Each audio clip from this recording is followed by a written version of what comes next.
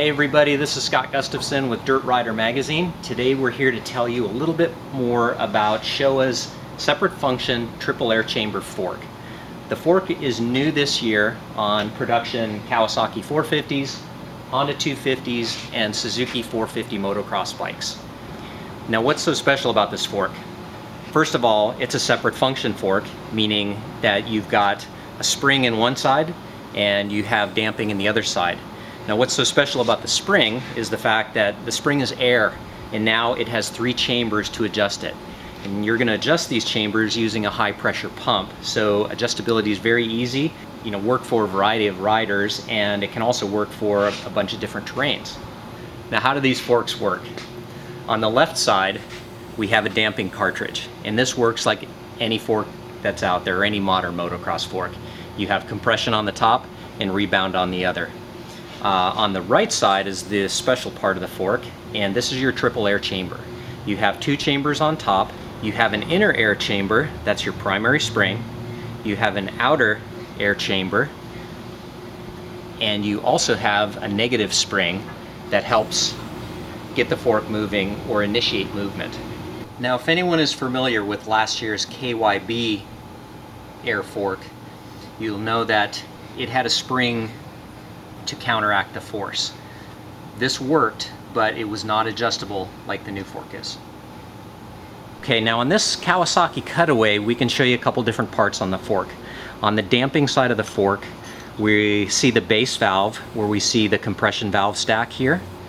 Now we have the mid valve where we have the rebound stack on top and the compression on the bottom. A unique feature of this damping cartridge is the large oil volume that it carries. Also too, the very large oil lock collar, and also the very large bottoming cone. Because this is one-sided, you need twice the amount of damping force you would in a normal fork. On the triple air side, your inner pressure is separated from your balance pressure by this valve here, so no air can leak between the two and their forces can oppose each other.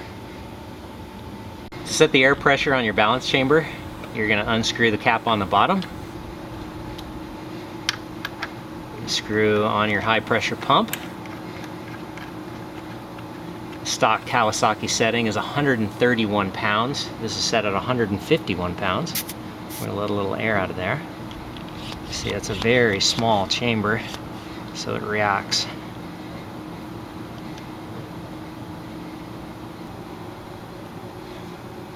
$131.